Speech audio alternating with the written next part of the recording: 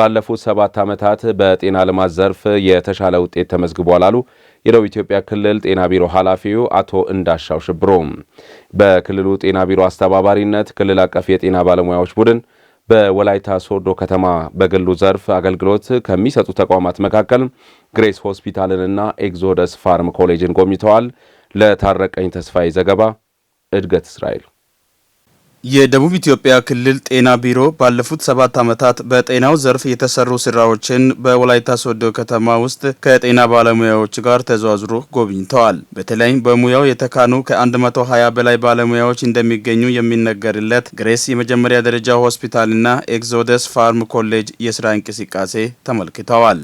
በጉብኝቱ የተገኙት የክልሉ ጤና ቢሮ ኃላፊ አቶ እንዳሻው ሽብሩ በክልሉ ጤናው ዘርፍ ከመንግስት በተጨማሪ በግሉ ዘርፍ የሚሰጠው አገልግሎት ጥራቱን የጠበቀና በመንግስት ሆስፒታሎች ላይ የሚስተዋለውን ጫና የሚቀንስ ነው ብለዋል። የጤና ባለሙያዎች በመንግስት ብቻ ሳይሆን በራሳቸው በጋራ ሆነው ስራዎችን ሊሰሩ እንደሚችሉ ያሳየ ነው። ይሄም ደግሞ ምናልባት ሆስፒታል ገንብተው እንግዲህ እዚህ ያለው ኮምፕሬሄንሲቭ ስፔሻላይዝ ሆስፒታል ነው የኦቶና የሶዶ ሆስፒታል እንግዲህ ያንን እያገዙ ነው ብለን ነው የምናስበው። በተለያየ መልኩ በተለያየ ዲሲፕሊን ያሉ ናቸው። እነዚህ ሰዎች እንግዲህ ለ150 ሰው የስራ ዕድል ፈጥረዋል። 27 የሚያክል ስፔሻሊቲ ያላቸው ናቸው። 120 ደግሞ ሌሎች ጤና ባለሙያዎች ሆነው ነው የሰሩት። አንድም የአገልግሎት ጥራቱን የጠበቀ ነው። ሁለተኛ የጫና በመንግስት ሆስፒታሎች ያለውን ጫና ይቀንሳል ብለን እናስባለን። የወላይታ ዞን ጤና መምሪያ ኃላፊ አቶ ጸጋይ ኤካ በበኩላቸው ከለውጡ ወዲህ መንግስት ከሚሰጠው አገልግሎት በተጨማሪ አክሞ ከመዳን አኳያ የግሉ ዘርፍ ከፍተኛ ሚና እየተወጣ መሆኑን መመልከታቸውን ገልጸዋል። በሽታን ከመከላከል ጎን ለጎን ደግሞ አክሞ የማዳን ስራ በተለይ ደግሞ አክሞ የማዳን ስራው በሆስፒታሎች በጤና ጣቢያዎችም ባለበት የሚሰራ ሆኖ በመንግስት ተቋማት በግሉ ተቋማት ደግሞ ምን ያህል ግሉ ተቋማት ደግሞ ለመንግስት አቅም ነው እየሰሩ እንዳሉ ምሳሌ የሚሆን የሶዶ ከተማ በተለይ ግሬስ መጀመሪያ ደረጃ ሆስፒታል ላይ ያለውን አጠቃላይ አገልግሎት አሰጣጥ እዚህ ላይ ያለው ሕክምና ባለሙያዎች ከፍተኛ ስፔሻሊስቶች ናቸው። ቶና ዩኒቨርሲቲ ሆስፒታል ላይ የሚሰሩ በትርፍ ጊዜያቸው ደግሞ በተሻለ ሁኔታ በመንግስት በኩል ያለውን ክፍተት ለይተው ለመስራት ጥረት እየተደረገ ያለው ምሳሌ የሚሆን ስለሆነ ሁሉም አካባቢ ላይ በዚህ ልክ በተሻለ ደረጃ አገልግሎት ለመስጠት ተሞክሮ እንዲሆን ነው እንግዲህ ጉብኝት እየተደረገ ያለው። በእለቱ ከክልሉ ሁሉም አካባቢዎች የተውጣጡ የጤና ባለሙያዎች ተገኝተው ከለውጡ ወዲህ የመጡ ልማት ስራዎችን ተዘዋውሮ የተመለከቱ ሲሆን ጉብኝቱ ምርጥ ተሞክሮ የተወሰደበት መሆኑን አስረድተዋል። ከግሉ ጤና ጣቢያ ዝም ብላችሁ የመንግስትን እጅ ከሚታዩ ተደራጅታችሁ ስሩ በሚለው ነው እና እነኚህ የተደራጁት 27 ስፔሻሊስቶች አንድ ላይ ሆነው እና ሌላ ባለሙያዎችንም በራሳቸው ላይ ለ120 ባለሙያዎች እድል ፈጥረው እየሰሩ እንደሚገኙና የተለያዩ ማሽኖች በተለያዩ ወረዳዎች ዞረን አይተናል። ያየነው ምንድነው ለኛ ምርጥ ግብአት ነው።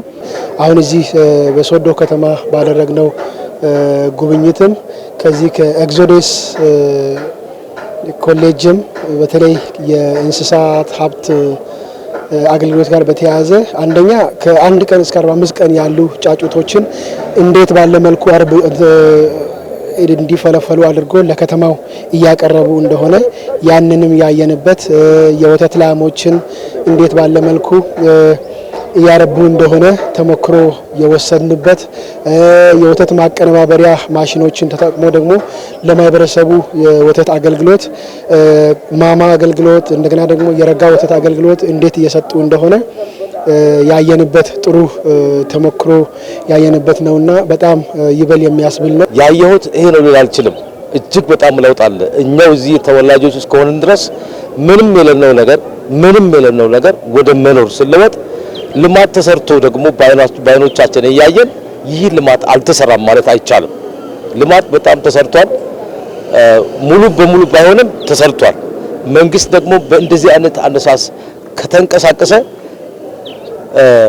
በእንደዚህ አይነት መልኩ ደግሞ ስራውን ከሰራ ለወደፊቱ የተሻለች ወላይታን የተሻለች አገርን እናገኛታለን ማለት ነው። በተለይም በ2007 ዓ.ም ከ60,000 ብር በላይ በመነሳት በአሁኑ ወቅት 60 ሚሊዮን ካፒታል መሰብሰብ መቻሉን የሚነገረው የኤግዞደስ ፋርም ኮሌጅ በግብርናው ዘርፍ ለበርካቶች ስራ እየፈጠረ ያለ የግል ተቋም መሆኑ ተጠቁመዋል። የንግዱን ዘርፍ ውጤታማ ለማድረግ ህገወጥ ንግድና ኮንትሮባንድ እንቅስቃሴን መከላከልና መቆጣጠር እንደሚያስፈልግ የደቡብ ኢትዮጵያ ክልል ንግድና ገበያ ልማት ቢሮ ኃላፊ ወይዘሮ ሰናይት ሰለሞን አሳሰቡ። በዘርፉ የተሻለ ውጤት ለማግኘት ህብረተሰቡን ማነቃቃትና ግንዛቤ መፍጠሩ ስራ ከፍተኛ ሚና እንዳለውም ተጠቁመዋል። የደቡብ ኢትዮጵያ ክልል የንግዱ ማህበረሰብ በወላይታ ሶዶ ከተማ ያሉ የተለያዩ ፋብሪካዎችንና የኮሪደር ልማት ስራዎችን ጎብኝተዋል። ሰናይት አብርሃም ተጨማሪውን ይዛበታለች። የደቡብ ኢትዮጵያ ክልል የንግዱ ማህበረሰብ አባላት በወላይታ ሶዶ ከተማ ውስጥ ያሉ የተለያዩ ተቋማትና ኮሪደር ልማት ስራ ጎብኝተዋል። በጉብኝቱ የተሳተፉ የክልሉ ንግድና ገበያ ልማት ቢሮ ኃላፊ ወይዘሮ ሰናይት ሰለሞን ዘርፉን ለማሳደግ ያሉ ችግሮች ለይቶ መስራትና ህገወጥ ንግድና ኮንትሮባንድ እንቅስቃሴ ለመግታት ሊሰራ እንደሚገባ ገልጸዋል።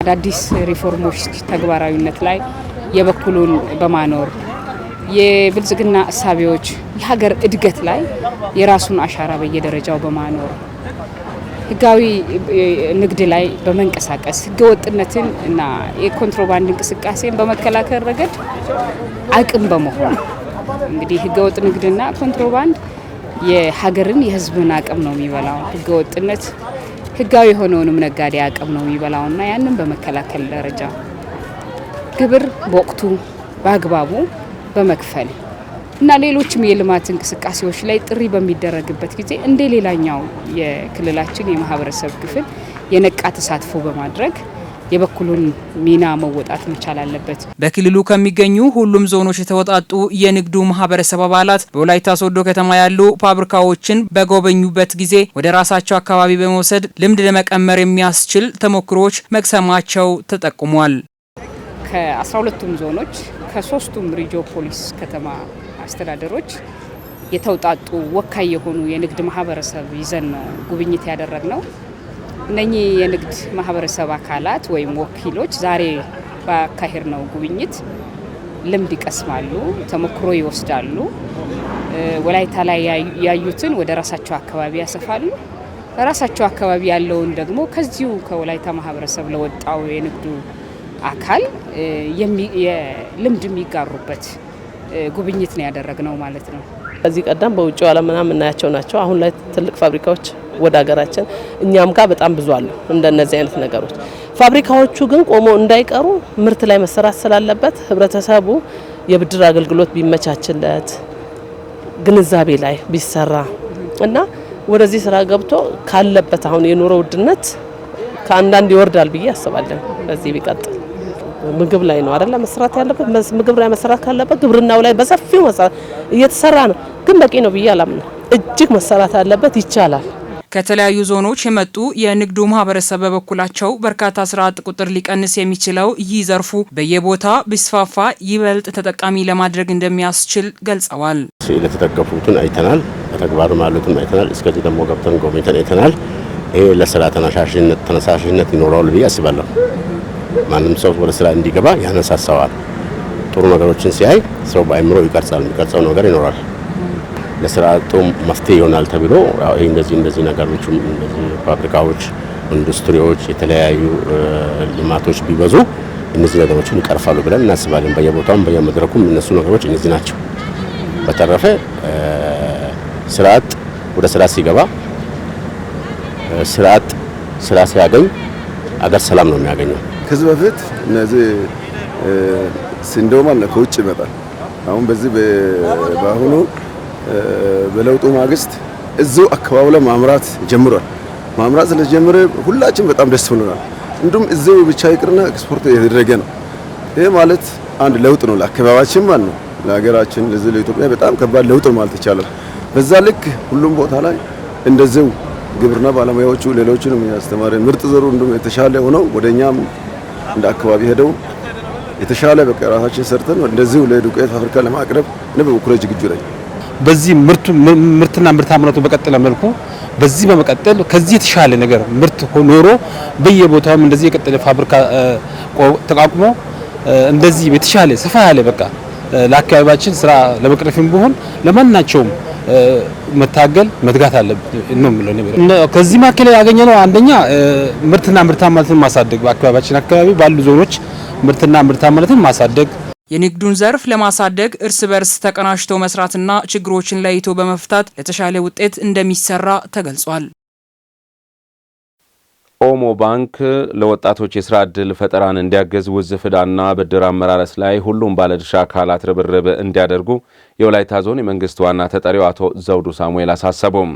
በባንኩ የወላይታ ሶዶ ዲስትሪክት ስራ አስኪያጅ አቶ ተመስገን ያይና በበኩላቸውም ባንኩ በብድር ስርጭትና አመላለስ ላይ ትኩረት በማድረግ የህብረተሰቡን ተጠቃሚነት ለማረጋገጥ እየሰራ መሆኑን ተናግረዋል። ኦሞ ባንክ ወላይታ ሶዶ ዲስትሪክትና በዞኑ ኢንተርፕራይዝ እና ስራ ዕድል ፈጠራ መምሪያ በመተባበር የተዘጋጀው የወጣቶች ስራ ዕድል ፈጠራ ብድር ስርጭትና ብድር አመላለስ ላይ የሚመክር ንቅናቄ መድረክ ተካሂዷል። ሀና ደረሰ ተጨማሪውን ይዛበታለች። የተለያዩ ገንዘብ አበዳሪ ተቋማት ለስራ ዕድል ፈጣሪ ወጣቶች ብድር በመስጠት ይደግፋሉ፣ እንዲሁም ስራቸውን ያቀላጥፋሉ። የኦሞ ባንክ ወላይታ ሶዶ ዲስትሪክት ከወላይታ ዞን ኢንተርፕራይዝ እና ስራ ዕድል ፈጠራ መምሪያ ጋር በመተባበር ያዘጋጀው የወጣቶች ስራ ዕድል ፈጠራ ብድር ስርጭትና ብድር አመላለስ ዙሪያ የንቅናቄ መድረክ ተካሂዷል። በመድረኩም የተሳተፉት ከተለያዩ ወረዳዎች የመጡ ባለድርሻ አካላት በኦሞ ባንክ ያለው የአገልግሎት አሰጣጥና ለወጣቱ ምቹ የፈጠራ ዘዴ ከመፍጠር ረገድ ያሉ ክፍተቶች መስተካከል አለባቸው ብለዋል። መረጃ ስርዓቱ አንድ አቻ ባንክ ላይ ስናየው አንድ ሰው ብድር ከመለሰ በኋላ ያ ብድር ይቀነሳል። ኦሞ ላይ ብዙ ጊዜ ስራ ባለሙያዎች ወይም ወጣቶች ብድር ሲመልሱ ብድሩ ቶሎ አይቀነስም። ብድር አመላለስ ላይ መረጃ ከዚህ የተነሳ ዘንድሮ 2017 ላይ እኛ የያዘነው መረጃ ቀጣይ ዓመትም እቺን መረጃ ነው የምናገኘው እንጂ ተቀንሶ አይገኝም። በየጊዜው እየቀነሰ ከመሄድ ጋር በጣም ጉስንነት አለ። እነዚህ ከባለድርሻ አካላቶች ጋር በተለይ ከኦሞ ከወጣቱን ግንዛቤ ፈጥረን ወጣቱ ማስመለስ የሚችልበት ሁኔታን መፍጠር ከኦሞ ጋር ተቀናጅተን ከሚመለከተው ከባለድርሻ አካላት ጋር ስቲሪንግ ኮሚቴ ላይ ተቀናጅተን ይህንን ማሳካትና መፍጠር እንድንችል ያን እንደምንችለው ምንድነው አንደኛ ወጣቱ ዳቦ ብቻ ከመፍጠር ይልቅ ከዳቦ ባለፈ በኢኮኖሚ ላይ በለጸገ ወጣት እንዲፈጠርና ወጣት ለሀገር ጉዳይ ደግሞ ትልቅ አስተዋጽኦ ያለው ሚና ያለው የጎላ ሚና ያለው ዜጋ እስከሆነ ድረስ በወጣት ላይ ከፍተኛ መስራት እንደሚጠበቅብን ነው ይሄንን የተገነዘብ ነው። እዚህ አሁን በተፈጠረው መድረክ ምንድነው መነቃቃት ተፈጥሯል። እዛ እኛም ወረዳ በሌሎችም ቦታ ያሉ ባለድርሻ አካላት በተለይ ኦሞ ባንክ የኛ ባንክ ነው የህዝብ ባንክ ነው በሚለው መንፈስ ተነሳስቶ ሁሉንም ነገር በትኩረት ሰጥተው መስራት እንዳለባቸው ተነጋግረናል። ኦሞ ባንክ የወላይታ ሶዶ ዲስትሪክት ስራ አስኪያጅ አቶ ተመስገን ያኛ በበኩላቸው የብድር ስርጭትና ብድር አመላለስ ከወትሮ የተለየ እንዲሆን ስለተፈለገ ታቅዶ ወደ ስራ መግባት አስፈላጊ እንደሆነ ገልጸዋል። የብድር ስርጭት ፓርት፣ የብድር አመላለስ ፓርት ለመምራት የተመደቡ አካላት ለወጣቶች ትኩረት ሰጥቶ እንዴት እየተመራ እንዳለና በ10 ወር ውስጥ በከኛ ተቋም አንጻር የተፈጸሙ ተግባራት ስላሉ እነሱን መነሻ አድርገን እና ቀጣይ ደግሞ 2 ወር ውስጥ ያልተፈጸሙ ተግባራትን በሙሉ ተራርገን ለመፈጸም ከሚመለከተው ከባለድርሻ አካላት ጋር ውይይት ያደረግን ነው። በውይይቱ የተገኙት የወላይታ ዞን ዋና የመንግስት ተጠሪ አቶ ዘውዱ ሳሙኤል በበኩላቸው ኦሞ ባንክ የህብረተሰብ ባንክ በመሆኑ ብዙ ለውጦች ባለቤት መሆኑን ገልጸው ወጣቶችን በስራ ዕድል ፈጠራ እናሰማራለን ለሚለው ሀሳብ ዋነኛው ከዚህ በፊት የነበረውን ብድር ማስመለስ ስለሆነ በዚህ ዙሪያ መስራት ተገቢ እንደሆነ አመላክተዋል። በተለይ የመንግስት ባለድርሻ አካላትና ከኦሞ ጋር ያለውን ቅንጅታዊ አሰራር አጠናክረን ለመምራት ለዚሁም ደግሞ በቅርበት ሰው በቋንቋው በአካባቢው ባለበት በቅርበት አገልግሎት እንዲያገኝ ያግዝ ዘንድ ይህ የቅንጅት መድረክ ተፈጥሯል። በዋናነት የመድረኩ ዓላማ ለስራ ዕድል ፈጠራ እንዲሁም ለሌሎች ጉዳዮች በርካታ ብድሮች ተሰራጭተዋል። እነዚህ ብድሮች ተወዝፎ ሳይመለሱ ለረጅም ጊዜ እየተንከባለሉ መጥቷል። ስለዚህ የመጀመሪያው ስራ ዕድል እንፍጠር ካለን ወጣትን በስራ እናሰማራ ካለን ብድር ማስመለስ የመጀመሪያ ስራችን ነው የሚሆነው ማለት ነው። ከዛሬ መድረክም በዋናነት የሚጠበቀው በልዩ ትኩረት ሰርተን ብድርን በቅንጅት ለማስመለስ ያግዘን ዘንድ ነው። እየጨመረ ያለውን የስራ አጥ ቁጥር ለመቀነስ የስራ እድል ፈጠራ ዋነኛ ሚና አለውና ሁሉም በመተባበር የየራሱን ኃላፊነት መወጣት ያስፈልጋል። በዘንድሮው የበጀት ዓመት 1.5 ሚሊዮን ብር በላይ ወጪ በማድረግ ለአቅመ ደካሞች ቤት ገንብቶ ማስረከቡን የገሱባ ከተማ አስተዳደር አስታወቀ። ድጋፍ የተደረገላቸው አቅመ ደካሞች ከቤት ኪራይና ከዘመድ ጥገኝነት በመላቀቅ የቤት ባለቤት በመሆናቸው የዘመናት ችግር እንደተቀረፈላቸው ተናግረዋል። ይህ ተግባር በቀጣይነትም በበጎ ፈቃደኞችን በማስተባበር ተጠናክሮ ሊቀጥል እንደሚገባም የከተማ አስተዳደሩ አመላክቷል። ቤተልሔም አብርሃም በዚህ ጉዳይ ላይ ተጨማሪ አሰናድታለች። መርዳት መረዳዳት የኢትዮጵያውያን ባህል እንደመሆኑ መጠን በወላይታ ዞን በገሱባ ከተማ አስተዳደርም ለአቅመ ደካሞች 12 የሚሆኑ መኖሪያ ቤቶችን ከሳምንት በፊት አስመርቆ አስረክቧቸዋል። የቤት ባለቤት የሆኑት ባንደበታቸው ችግራችንን እንዳለፈ ውሃ እንድንተው ላደረጉን በሙሉ ምስጋናችንን እናቀርባለን ብለዋል። ማዘጋጃ ካንቲባ የኔ ጉልበቴ አይቶ ያው ቤት እስኮን ድረስ ክራይ ቤት ና ትንሽ መንግስት ቤት ግባና እዚህ ቆዮ ብሎ ቤት ሰጥቶኝ መንግስት የኛ ጉልበት አቅም አይቶ የኑሮ ውድነት ትንሽ አይቶ ቤት ሰጥቶኝ አሁን እግዚአብሔር ይመስገን ያው ቅርብ ጊዜ አግኝቼ ቤት ገባሁት። ያው ካንቲባና ማዘጋጃ ምስጋና አቀርባለሁ። መንግስት ነው የሰጠው ቤቱን። እኔ በጣም ቸግሬ ከራም እኔ መሰጥ አልችልም። ከራው መሰጥ አልችልም። እኔ ባል የለም። እኔ ችግረኛ ነኝ። በጣም ቸግሬ 3 ልጆችን አሁን እየማሩ ነው። 2 ወጥቷል። ተመረው መርቆ ወጥቷል። አሁን 3 አንድ ሴት ጋር 2 ወልማ ነው ወለው ያሰመረው። ስለዚህ በጣም ቸግሬ ቤት ሲሰራው እኔ ክራይ አይችልም። መንግስት ሰጥቷል። ቤት ሰጥቶ በጣም አሁን የተሻለ የገሱባ ከተማ አስተዳደር ማዘጋጃ ቤታዊ አገልግሎት ኮንስትራክሽን ዘርፍ ምክትል ስራ አስኪያጅ የሆኑት አቶ ዳንኤል ጆርጌ በበኩላቸው በኑሮ ሁኔታቸው ዝቅተኛ የሆኑትን ልየታ በማድረግ የተከናወነ ተግባር ሲሆን ኑሯቸውን ለማሻሻል የዶሮ እርባታ ስራም እንዲጀምሩ ሼድ ገንብተው መጨረሳቸውን ተናግረዋል። አረጋውያን ደግሞ አቅም ደካሞችም እዚህ አሁን በገባው በአዲሱ ቤት የገቡ ሰዎች ነገ ደግሞ ቤት ብቻ ሰጥተን በቂያቸው አይደለም። ስለዚህ ኑሯቸውን ለማሻሻል ቤት ተሰርቶ ቁጠባ ቤት ፊት ለፊት ደግሞ ሼድ ወደ 100 ቅጠል ያህል ደግሞ እዛ አካባቢ ዶሮ እርባታ አርብተው ራሳቸው በኑሮም የሚያሻሽሉበት ሂደት ለማድረግ እየተሰራው አሁን እንደምናየው የተሰራበት እንዳለ ይሄንን ይመስላል። ለአቅመ ደካማ ወገኖች የቤት ግንባታ ለማድረግ አጠቃላይ ወደ 1.5 ሚሊዮን ብር ወጪ መደረጉ የተገለጸ ሲሆን ይህ ተግባር ቀጣይነት እንዳለውም የጠቆሙት የገሱባ ከተማ አስተዳደር ምክትል ከንቲባና ስራ እድል ፈጠራና ኢንተርፕራይዝ ልማት ጽህፈት ቤት ኃላፊ አቶ ወርቅነ ሞታ ናቸው። ይህን ስናደርግ እጅግ ቁጠባውን ታሳቢ አድርጎ እስከ 1.5 ሚሊዮን ብር ወጪ በማድረግ ነው ይህን ቤት ግንባታ ያደረግነው። ስለሆነም ይሄ ቤት አሁን ከተማ አስተዳደር ደረጃ እንደ ማዘጋጃ ቤትም ልየታ የተደረጉ ሰዎች አሉ። ከ30 በላይ ልየታ የተደረጉ ሰዎች አሁንም ቤት የሚጠብቁ አሉ። ከነኚህ ውስጥ እጅግ ከማን ችግር የማን ይበልጣል የሚለው ነገር ታሳቢ በማድረግ እጅግ ገምግመን የተወሰነ ጊዜ መውሰድ የሚችሉ ቀጣይ ይሄ ስራ ተቀጣይነት ያለው ጉዳይ ስለሆነ እንደ ከተማ አስተዳደር የተያዙ ፕሮጀክቶች ተፈጻሚነታቸው እጅግ በፈጠነ መልክ እየሰራን ስለምንሄድ በዚህ አሁን ለምሳሌ በዚህ በጀት ዓመት ብቻ እኛ አሁን በመንግስት ላውንች ባደረገው ከላይ ጀምሮ ላውንች ባደረገው ፕሮግራምም ቢያንስ ከ16 በላይ አዲስ ቤት ገንብተን ጣሪያቸው የሚያፈስ አጠቃላይ ቤታቸው የወደቀባቸውን ሰዎችን አንስተን ቤት የማስገባት ስራ እንደ ከተማ አስተዳደር ሰርተናል። መልካምነት ለራስ ነውና እንዲህ አይነት በጎ ተግባራት በሁሉም ወረዳና ከተማ አስተዳደሮች ሊቀጥሉ እንደሚገባም ተመላክቷል። የአእምሮ ጤና በተለያዩ ነገሮች ሊጎዳና ሊታመም የሚችል በመሆኑ አስፈላጊው ጥንቃቄ ሊደረግለት እንደሚገባ በዘርፉ የተደረጉ ጥናቶች ያመለክታሉ። የአእምሮ ህመም እንደማንኛውም አካላዊ በሽታ የሚታከም መሆኑን የሚገልጹት ደግሞ በወላይታ ሶዶ ዩኒቨርሲቲ የሳይንስና ጤና ኮሌጅ የስነ አእምሮ ሕክምና መምህርና ተመራማሪው አቶ ዮሐንስ ያያ ናቸው። የአእምሮ ህሙማን ማህበረሰቡ እንዴት ሊንከባከባቸው እንደሚገባና ምልክቶቹ ደግሞ ምን እንደሆኑ ከባለሙያው ጋር ቆይታ ያደረገችው ፍሬህይወት ተስፋዬ ምላሽ ይዛለች።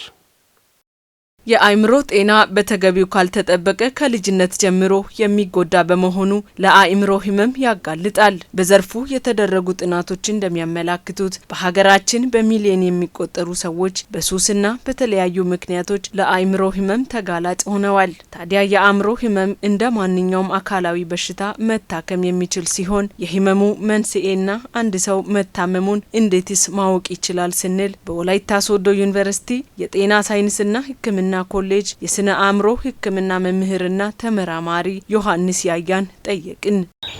አንድ ሰው ከኖርማል የሆነ ውጪ የሆኑ ነገሮችን ሲሰማውና ሲሆን ነው ከሌላ ጤና ጉዳይ የሚለየው ምንድነው ካልን ሌሎች ህመሞች ላይ ሰው ልጅ ህመም ሊሰማው ይችላል።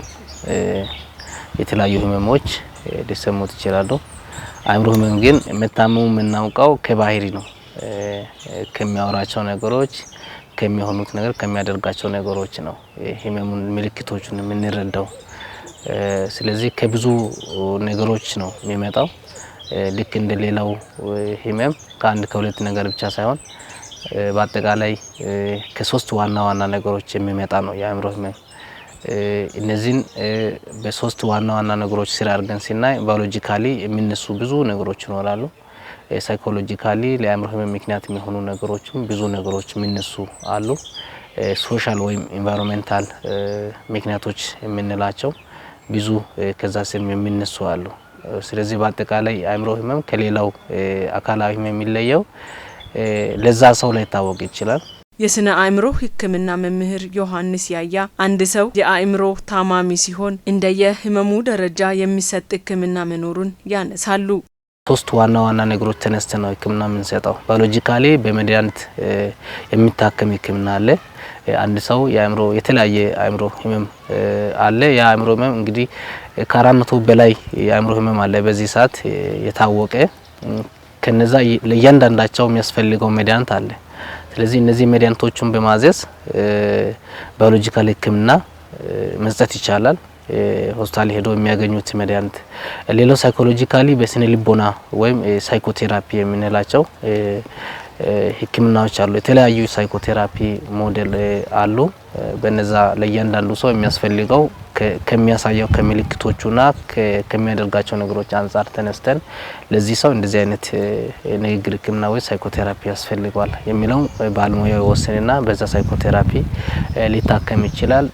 ሶስተኛው ሶሻል ወይም ኢንቫይሮንሜንታል ፋክተሮቹም ጋር ስንመጣ ለዚህ ቤተሰቦቹን በመርዳት አካባቢ ያሉ ሰዎች እሱን ሳፖርት እንዲያደርጉ በማገዝ የተለያዩ ሶሻል ወርከሮቹም እንዲያግዟቸው ኢኮኖሚካሊ ያሉ ነገሮችን በመረዳትና በማገዝ የተለያዩ ህክምናዎች በዛ አንግል የሚሰጡ አሉ። ስለዚህ በአጠቃላይ በሶስት ዋና ዋና ነገሮች ተነስተን ለአእምሮ ህክምና መስጠት ይቻላል። የተለያዩ የስፖርት እንቅስቃሴዎችን በማድረግ የተመጣጠነ ምግብ በመመገብ እንዲሁም ጭንቀትንና ድብርትን በመቀነስ ሌሎች መሰል ነገሮችን በማድረግ የአእምሮአችንን ጤና መጠበቅ እንዳለብን የሚናገሩት የስነ አእምሮ ህክምና መምህርና ተመራማሪው ዮሐንስ ማህበረሰቡ የአእምሮ ታማሚዎችን እንዴት መያዝ እንዳለባቸውም ያስረዳሉ። አእምሮ ጤና በጣም ወሳኝ ነው። ልክ እንደ ማንኛውም ጤና እሱም የሚያስፈልገው ነው። ከምንም በላይ ሰው ልጅ አእምሮ ጤንነት ከሌለው ይቸገራል።